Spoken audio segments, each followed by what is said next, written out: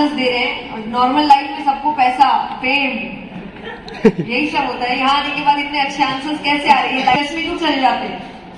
जबकि हम जानते हैं संघर्ष के बिना सफलता नहीं मिल सकती। लेकिन फिर भी जब संघर्ष सामने आता है तो हम टूट जाते हैं। हमें ऐसा लगता है कि ये क्या हो गया हमारे साथ। एक तो सबसे बड़ी प्रॉब्लम है, हर किसी को लगता है सबसे ज्यादा गलत उसी के साथ हो रहा है।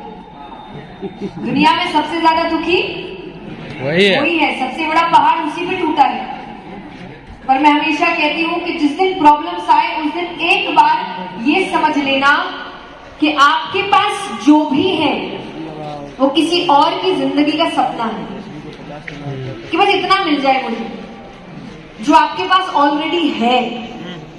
लेकिन हमारा ध्यान कभी भी हमारे पास जो है उस पर नहीं जाता। किस पर जाता है? जो नहीं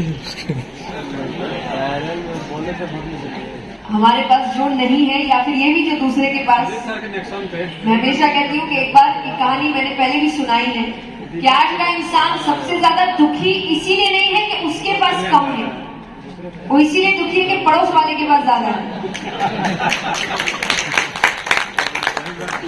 कि कहानी है, एक बार एक इंसान ने भगवान की तपस्या करी। तो भगवान आते हैं, भगवान ने उसको दर्शन दिए। भगवान ने कहा क्या वरदान चाहिए? बोले वरदान ऐसा दीजिए कि मैं जब जब जो मांगू मुझे मिल जाए। तो भगवान कहते जनरली लोग एक बार का ही वरदान मांगते हैं, अब तुमने लाइफ टाइम मांग लिया तो इसके साइड इफेक्ट्स भी कुछ होंगे।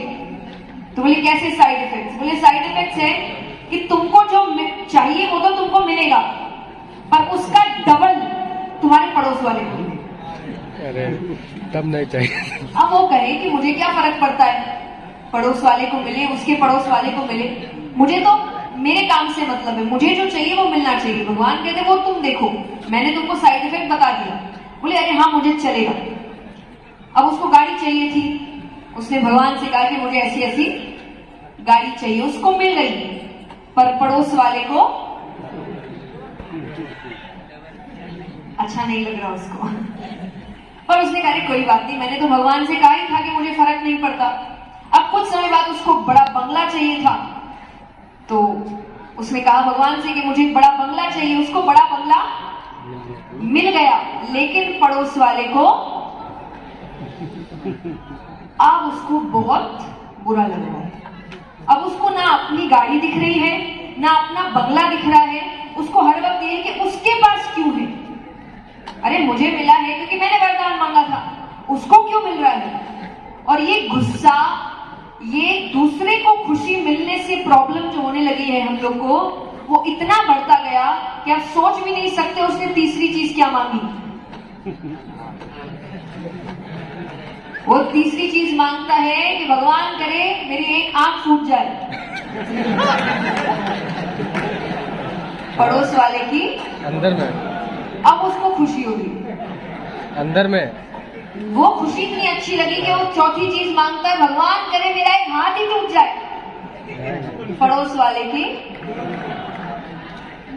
अभी सुनने में हमें बहुत हंसी मजाक लग रहा है, पर ये आपको समझा रहा है कि हमारी मानसिकता कैसी हो रही है।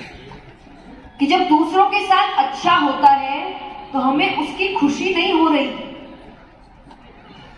मैं हमेशा एक बात कहती हूं कि आज के समय में जब लोग बोलते हैं बुराई बहुत बढ़ रही है, बुराई बहुत बढ़ रही है, कैसे नहीं बढ़ेगी? बुराई में एकता है। बुरे लोग हमेशा एक साथ खड़े होते हैं। इसका सबसे बड़ा एग्जाम्पल है जो यहाँ हर व्यक्ति जानता होगा, क्योंकि हर व्यक्ति एक समय पर बच्चा था, कि जब बच्चे को डांट पड़ती है ना, वो कोशिश करता है कि वो सबकी गलतियां निकलवाए। कि दीदी ने भी ये किया, भैया ने भी ये किया, उसने भी, उसको लगता है मेरे साथ सबको डांट पड़नी चाहिए। लेकिन वहीं पर अगर उसकी तारीफ हो रही है तो वो कोशिश करेगा कि तारीफ सिर्फ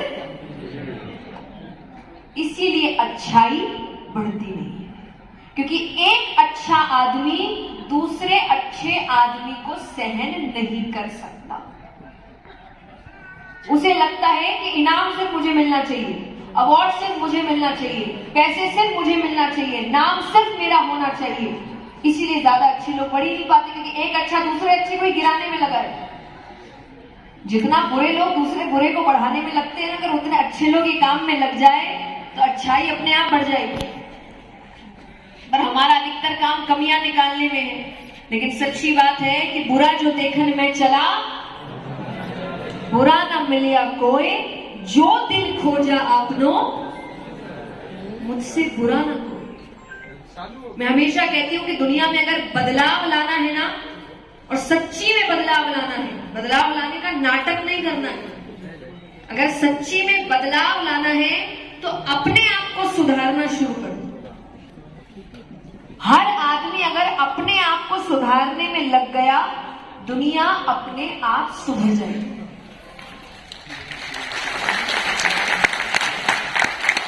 और बिना किसी नकारात्मकता के, क्योंकि कोई किसी की बुराई करने में लगा ही नहीं है, कोई किसी को नीचा दिखाने में लगा ही नहीं है, सब अपने आप को ठीक करने में लगे। और सबको लगता है मेरे अकेले से क्या होगा, तो मैं अपने आप को छोड़ के 10 को ठीक करता हूं।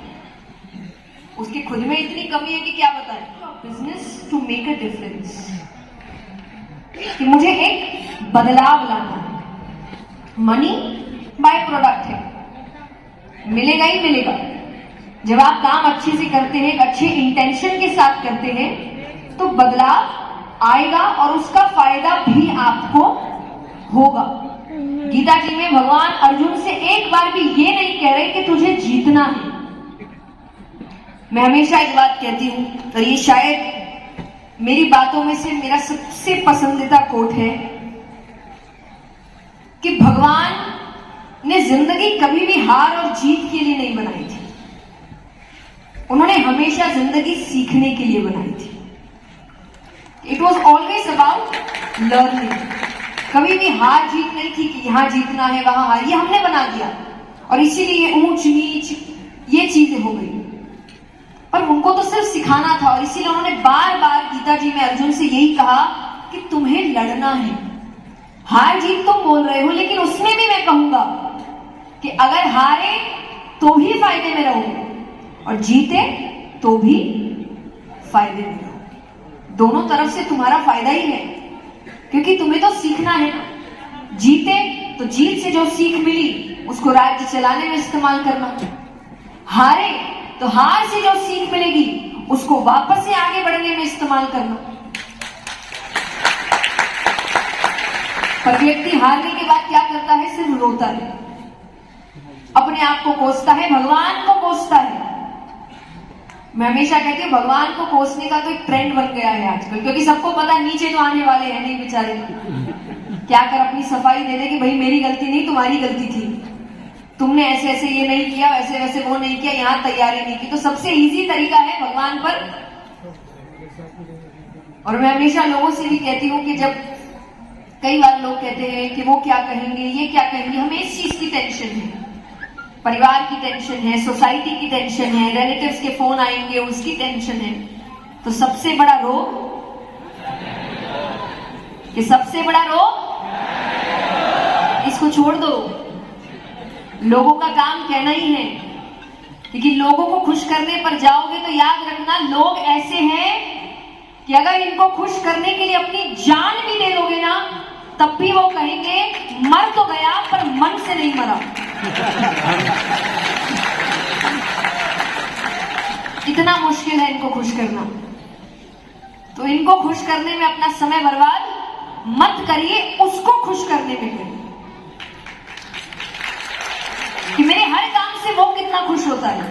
मैं हमेशा एक बात कहती हूँ, जब भी आपको कंफ्यूजन आए ना कि मुझे क्या करना है, सही क्या है, गलत क्या है, तब एक बार ये सोचना मेरे इस काम से उसको कैसा लगेगा।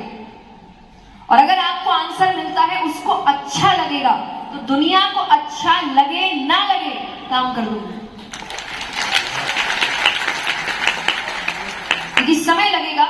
लेकिन जिस दिन सफल हो जाओगे उस दिन यही लोग जो आपसे कह रहे हैं कि अरे इसकी बस की नहीं है, इससे कुछ नहीं होना, वही खड़े होकर ताली बजा रहे होंगे ये बोल के अरे हमें तो पहले ही पता था कि बहुत आगे जाएगा। तो इनके भरोसे अपनी जिंदगी के फैसले मत लीजिए। तो हार जीत, ये प्रेशर, सोसाइटी का प्रेशर, लोग क्या कहेंगे, अगर इन चीजों के बारे में सोचते रहोगे तो शर्त लगा लीजिए आप मुझसे कि आप अपना काम पैसे के लिए और फेम के लिए ही करेंगे। लेकिन जब आप भगवान को खुश करने में काम करेंगे तब आपका इंटेंशन होगा बदलाव लाना। तो जब भी आप कोई काम करें, कोई बिजनेस कर रहे हैं, स्टार्टअप है, कुछ भी है, आपका इंटेंशन बदलाव होना चाहिए।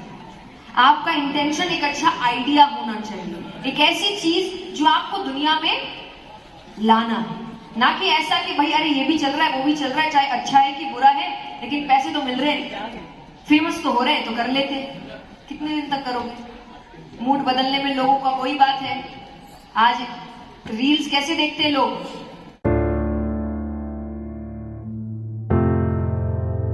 दोस्तों, अगर हमारे वीडियो अच्छे लगते हैं तो हमारे वीडियो को लाइक करें, शेयर करें, और अगर आपने हमारे चैनल को सब्सक्राइब नहीं किया है तो हमारे चैनल को सब्सक्राइब कर लें, बेल आइकॉन को जरूर दबा लें ताकि हमारे वीडियोज़ के नोटिफिकेशन आपको हमेशा मिलते रहें। वीडियो देखने के लिए बहुत बहुत धन्यवाद।